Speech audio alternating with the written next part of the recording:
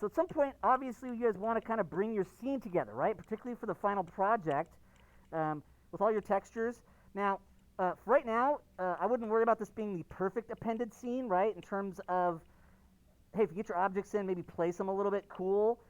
If not, at least they're in the scene and I can kind of look at them in isolation, right? So don't sweat getting the layout perfect. Ideally, you'll eventually do probably another quick append process with any UV unwrapping you have, right? If you don't have UV unwrapping, you would have to eventually kind of re-append. So this is more for our bigger kind of assessment on the models, right? You'll probably do another append later on that's got your textures and UVs and all that stuff. But I did want to spend at least a couple minutes showing it to you so you have a video on it right now. So the way you append, right, is you go to File, and there is, of course, import, right? There is import functionality, but this is more if you want to bring something from different software in, right?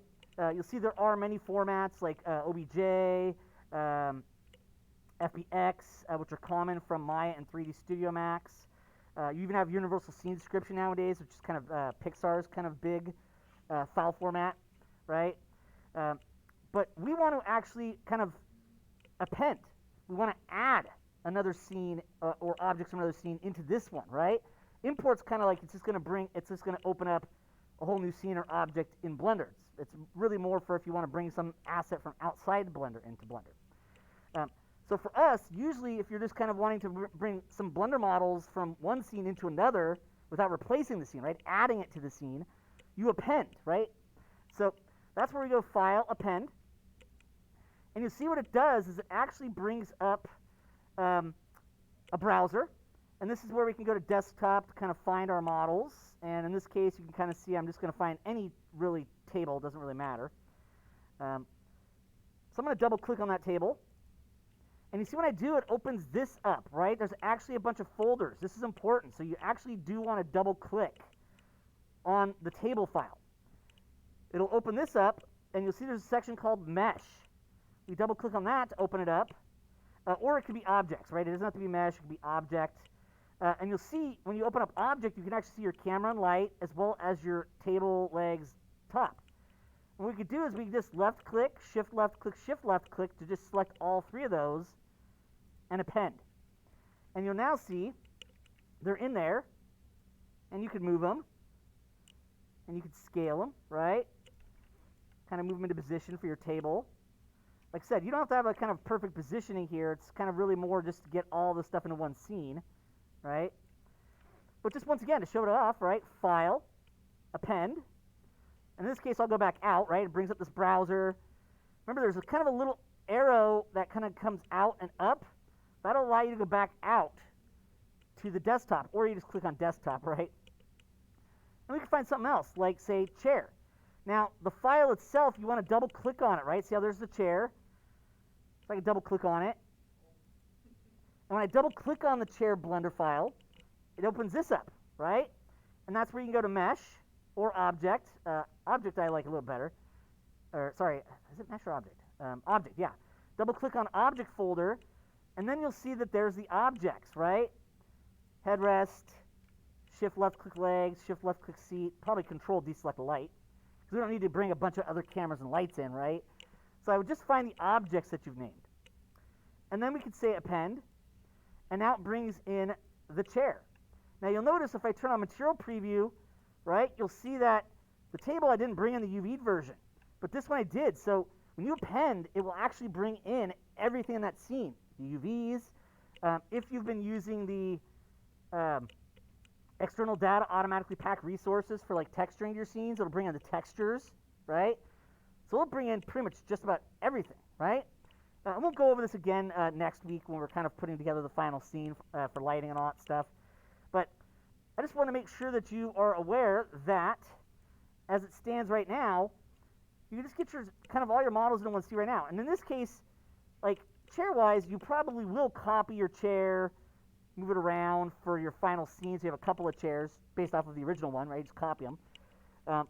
In this case, I'm not looking for that, right? I just want kind of everything into one master scene, right? One final scene. In this case, I can now go File, Save As, right? Save As, because this is the previous, it's an earlier scene, version 1. I can go File, Save As, and I can just change this to say maybe 3D Modeling B, Final Room. And the nice thing is you can override this later on if you want to, right? Save As, and it'll save it as a .blend, right? Up to this point, our progress checks have been the save screenshot, right? Because they were just meant to be quick and fast ways I can just see where you're at. This, I want to actually really be able to look at the models and rotate around the models, right? So instead of the screenshot, you're actually going to turn in the Blender file, right? The .blend file. So if I just minimize, right, we can kind of see that we have these files right here, which are our Blender files, right? In fact, you can see there's right Final Room. That's what you'll attach, right? That's what you'll add this time around. So I actually do want to see the Blender file this time and not the screenshot, right? That way I can kind of take a little bit more of an in-depth look over the next day or two on those, right? So that's how you append, right? Pretty straightforward, file append, right? Then you just go to desktop or wherever you've been saving them at, find it, double click on it, then go to double click on the object folder, and that's where your objects are at. And you can select them to just append those in. But you see how it adds them to the current scene. And then you can just do File, Save As, right? And save it as like a final scene. And that's what you'll turn in, the actual Blender file, right? Okay, so I figured that'd be a cool kind of quick way to get that in video form for you before we do a little bit of texture painting today. I'm just going to work a little more on the table just to show you basically the same stuff I showed you yesterday, except I'll show you a little bit of metal also. But I wanted to make sure you had a video form of this, and we'll kind of do it next week towards the end as well when we have more of a complete final scene. But File Append allows you to take your other Blender scenes and add them to another Blender scene, right? So of course you could do that, right? So in this case, I'm going to go File, Open, and I'm going to find my find which texture one I did. Let's see.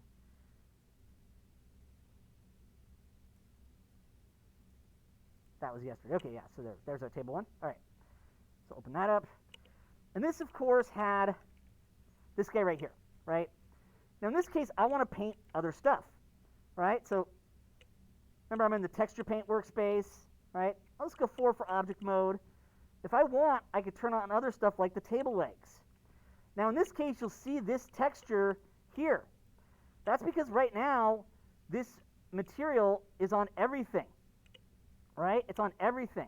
So if I go to the shading workspace, you see how that tabletop is on these legs as well as this one, right? So this is where you want to start to say, okay, I want new materials for the different objects that have different UVs, right? So each object was an object that had its own UVs, right? So we have to have separate materials for those objects also, right? So if they were separate objects and you did your own separate UV unwrapping for them, they should have their own materials and textures also. So I can click on this one. Now, I could, of course, do this from the texture paint menu. Red ball, right? Because that brings up your material stuff. There's tabletop. We have a new material button right there, right? So making sure that that's selected, right? So 4 for object mode. Make sure this this object selected. I can go to here and I could say new material, and this will create this new material. I'm going to name it something different though. So I'm going to go table legs. Now you will notice that the tabletop texture is plugged into this one as well, right? If I go down here, the base color has the tabletop texture. I can hit X to unplug it from here. So you notice how you can actually do all of these controls from right here, new, open, all that good stuff right there, as well as from shading menu, right? You see how I just kind of unplugged it from there. So kind of good to know that you can, of course, do it from shader, but you can also do it from here. Now this does mean that I need a new texture, right? So when we're in the texture paint workspace, and I've got the object selected I want, right? We make sure to give it a new material. Those pages right there. And you'll see there's now 2 materials. You see how I can kind of switch on the fly which material's on the object quite easily, right? So Blender's actually pretty user-friendly at this stuff. this case, I want tabletop legs because I want a new material with a new texture, right? Remember, if you click on the yellow dot, right, for base color in this new material, you can go to image texture, and it creates this, right? In this case, it's kind of already there because of the, I deleted the image but not the node, right? So the image wasn't in there, but the node is. But generally, if you go to base color for your material, right, it's just that red sphere, right? That's your new material. It'll usually copy the other material, so you just rename it, right? So there's distinctly named ones. You see it went tabletop.001. Let's rename that to table legs, right? Just click on that X. But in this case, I want a new material, right? A new texture. So if you click on the yellow dot, image texture, it'll create this. That's when you can click on new. We can call this table legs. Like I said, if you guys want to do the default 1024, that's okay. It depends on what your devices can handle. Obviously, my computer up front here is a bit more powerful than your device is, right? So I'm going to do 2048s. You see I'm doubling the number, right? Basically, that's a good kind of factor for if you want a high-resolution texture. You don't just say, oh, I'm going to make it 50 pixels larger, right? Usually, you kind of double it, right? That's kind of works for a good scalability and rendering efficient. There's like a bunch of technical reasons why we use those formats for scalability and things like that. But usually you double it, right? So if you want an even higher resolution texture, you go 4096, right, which is double 2048. So I'm just going to do 2048 for mine, but at the end of the day, if you've got the 1024, that's okay, right? Not a big deal. In this case, I'm going to click on that color again just to kind of pick. It brings up this, right? We'll kind of click on the gray here so it gives me some non-black, right? And then I can actually kind of go into a brown area, kind of reddish, orange area. You see how it starts off black, so you just kind of click on this slider here. Hit OK, and now we have a brand new texture associated with this object, right? You do want to make sure to go over to the 2D space here. Click on this little guy right here. It's right next to tabletop, right? Which it should be table legs at this point. But you'll see that there are multiple textures in here. So you see how you can actually switch to your active texture. And now if I want, I can just paint. In this case, I'll turn the eyeball off for tabletop. And I could easily just hit 8, right? Remember, 8 is your quick key for texture paint mode, but it is right here. And I actually already have some kind of cool textures kind of loaded up, right? So I'll take advantage of those right now. So if I go to texture here, remember there is this little menu, and actually in this case they are not loaded in. So if you need to, right, go to the, one of the easiest ways is here, go to the red checkerboard at the bottom, new, open, right? And that way you can actually go find the stencils folder that I've created. Now this is where you guys have to start building your own texture library up, right? This is where you do Google searches. You have to be careful of copyrights and watermarks though, right? Where they've got a bunch of letters over it. They're basically saying, hey, these aren't free. But there are plenty that don't have that are free. And if you go to textures.com, you can create a free account, and those are all safe to use, professionally or commercially, right? And even though you only get access to the lowest resolution, it's still actually a pretty good resolution, right, for a lot of pipelines. So that can be kind of a decent way to kind of get yourself started up. And of course, I could pick any wood texture I want, maybe this one just to give us something a little different. Open image. This is now available here. If we go to texture here, it's there. And remember, this texture menu, this is how you switch between the textures you've loaded in, right? Usually you kind of load them in here. But this is how you browse to find them and how you tell it to paint, right? Stencil is what we're using for now. I'll show you a little bit of view plane later on. Not today, though. But stencil, right? So there's this mapping area, stencil. And that brings this up. Remember, right mouse button moves the stencil, right? Control right mouse button rotates, and shift right mouse button zooms, or scales. You'll notice alt right mouse button doesn't zoom when stencil's on, so that's when I use scroll wheel. That's also why at home I kind of set up my own quick keys for the stencil. And then we just left click drag to paint. And now we do have to paint from different views, right? It's part of projection painting. It's painting based on the camera. Remember, right and left bracket, control brush size, although it's right here. You type a number in or control radius. And you see how I could easily just go in here and paint some wood on this from different angles. Now, I'm not going to paint every little aspect of these just because I want to show you the tools and the principles. But just left click. And you see how it paints exactly what's in the image here, right? If I was to hit control right mouse button to rotate it, see how it paints exactly what's in there? So this is how projection painting works, right? You can actually take an image and paint exactly the image you see right on your model. You are painting it from the camera though, so right? You see how the actual angle of your camera matters for painting this wall. See how it kind of stretched that a little bit? So you have to be a little bit careful in the view you're painting from, right? Polygons that face away from the camera, if you get paint on them, it paints it weird, right? Because it's not really seeing it properly, and so it kind of looks like it's like this stretched out version of the texture. And that's not the UVs, it's just the angle you're painting from. So we can see that we just kind of go in there and paint, right?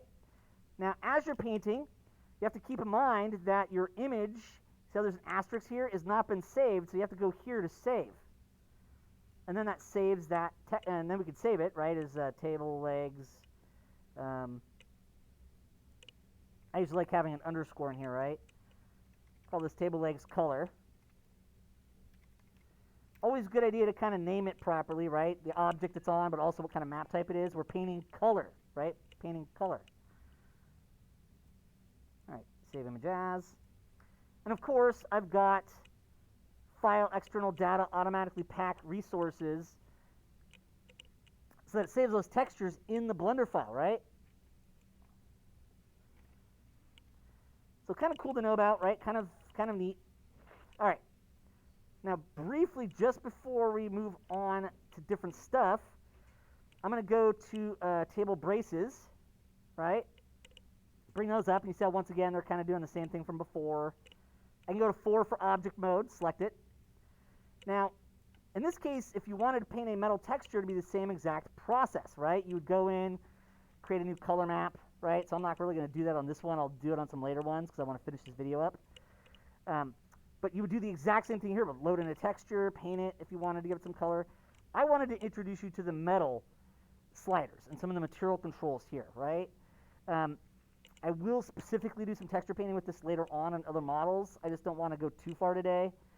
But I wanted to give you some more practice, another video with the same steps of creating a texture.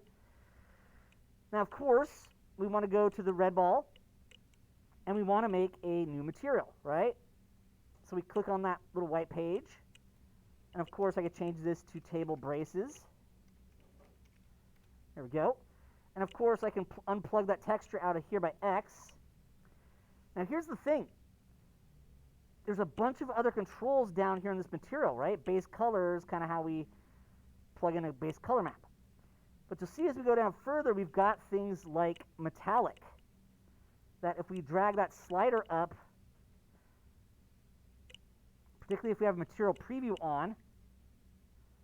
In this case, I'm actually going to go to shading and just get rid of that image texture altogether for this material. There we go. So if you want, you can go to shading workspace, just select, because it's in the table brace material, select that, just delete it. Then when I go back to texture paint workspace, see how there's nothing plugged into base color? It's just the base color. I'm going to turn off my texture. Remember, if you want to turn your texture off, just turn the X on. There we go. And of course, maybe just switch back to view plane if you want to do normal stuff. So we turn metallic up, but it's a little rough, right? So if we turn the roughness down, you see how it becomes more and more reflective. So roughness controls how much metalness it gets. You can even go to this little box up here. It looks like a microwave or a briefcase. Eevee's already on, so we're good there. What we could do is go to screen space reflections, turn that on, and it actually does a little bit of reflecting of the stuff around it. And so you can easily start to get metals just by going into your base mesh. Maybe I'll make my color a little brighter so we can see this a little better. And you just turn metallic up or down. and play with the roughness control to kind of make it look more like a brush metal or more of like a chrome. Now, can you paint those properties? Yes. We're not going to get into them for this project. We'll see a lot more on our spaceship. But all of these dots, you can plug a texture into to paint it. We'll dive into that a lot more on our project, our second project, right? But you might want some metal things on here. You could, of course, paint a color map that has its own color, and then you're just giving it some metal features to it. But I just want to show you that when your Eevee render is on, you can actually get other properties besides color, right? So it's kind of really what I just wanted to show you guys a bit of, was that you have some cool controls, and that when you've got Eevee properly on, right, you see how this actually looks better. You can see the material properties more. You can even see there's a little bit of reflection on the bottom of this, because these have a little bit of shininess to them.